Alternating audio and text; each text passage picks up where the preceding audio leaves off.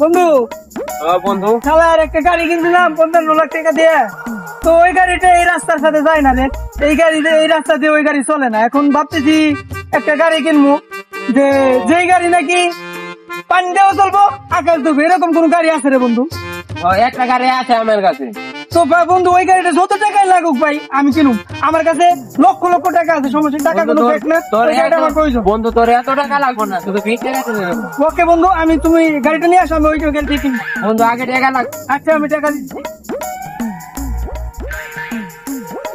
এই যে বন্ধু 20 টাকা। তো ওই গাড়িটা আমার দে।